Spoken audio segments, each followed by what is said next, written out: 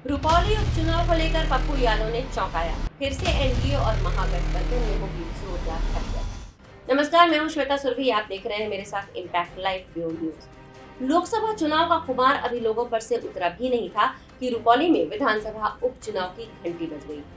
देखें तो लोकसभा चुनाव में एनडीए और इंडिया दोनों ही गठबंधनों के संतोषजनक प्रदर्शन के बाद रुपौली में फिर से ये दोनों आमने सामने हैं।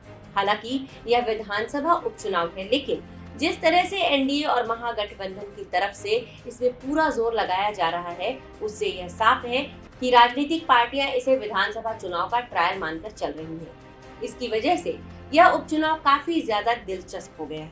वहीं चुनाव प्रचार समाप्त होने से पहले पप्पू यादव ने कुछ ऐसा ऐलान कर दिया जिसकी वजह से सियासी गलियारे में हलचल तेज हो गई। ऐसे में आइए रुपौली विधानसभा चुनाव को लेकर देखते हैं एक रिपोर्ट।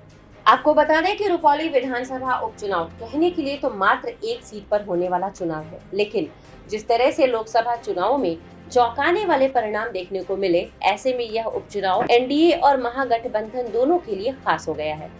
दोनों ही यह उपचुनाव जीतकर यह जताने की कोशिश में है कि राज्य की राजनीति में उनका दबदबा है।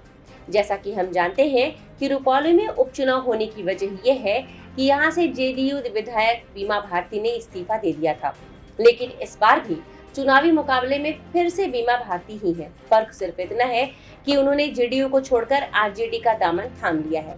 दूसरी तरफ जेडीयू ने इस बार कलाधर मंडल को यहां से उम्मीदवार बनाया है, पर रुपौली में असली चुनावी तड़का तो पप्पू यादव ने लगाया।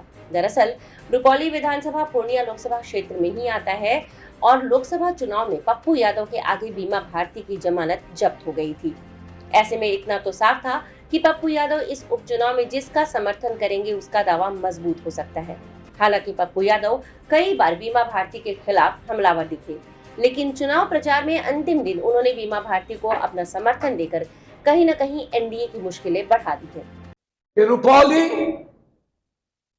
जो लोग राहुल गांधी, प्रियंका गांधी और कांग्रेस की विचारधारा को मानते हैं, हर परिस्थिति में चाहे कोई भी हो, यदि हमारे साथ जो लोग थे और आज कभी निर्दलीय तो कभी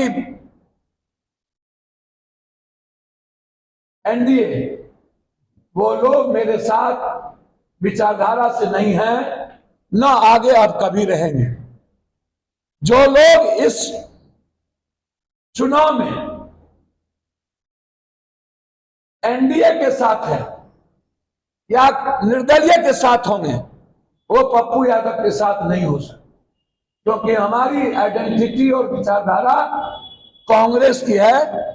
हमारे लोग कांग्रेस की विचारधारा के साथ रुपौली में खड़े हैं और मैं उम्मीद करता हूं कि रुपौली की जनता माफ करके, क्षमा मांगता हूं मैं, हाथ जोड़ के, यदि कोई गलती भी हो महागठबंधन के कैंडिडेट से तो उसकी क्षमा करिएगा, माफ कर दीजिएगा।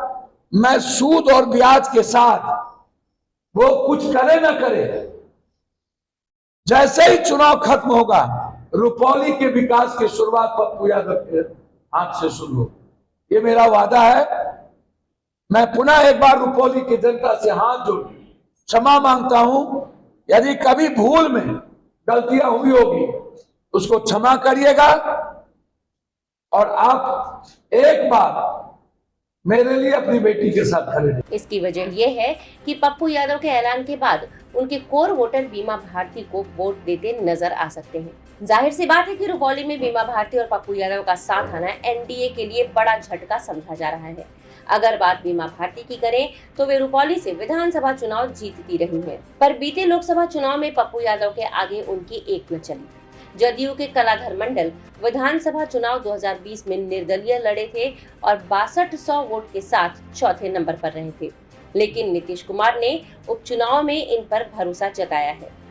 हालांकि सरकार को गिराने या बचाए रखने के लिए अगर एक विधायक जरूरी नहीं हो तो विधानसभा के किसी एक क्षेत्र के उपचुनाव को अधिक महत्व नहीं दिया जाता है। चूंकि रुपौली उपचुनाव के परिणाम से भी सरकार की सेहत पर कोई असर नहीं पड़ेगा, इसलिए सत्ता की दृष्टि से यह चुनाव उतना महत्वपूर्ण नहीं है।